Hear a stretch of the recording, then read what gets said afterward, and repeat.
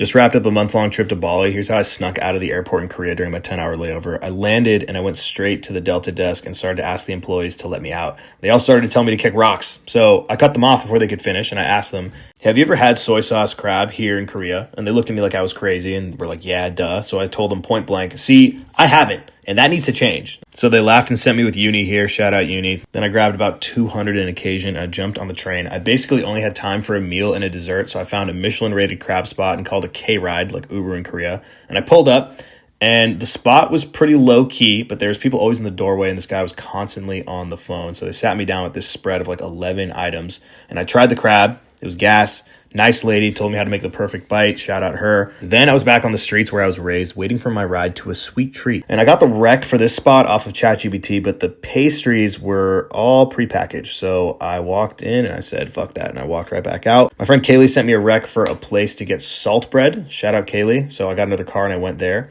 And I was surprised that I liked it that much. It was really light and fluffy and it was just warm, salty bread.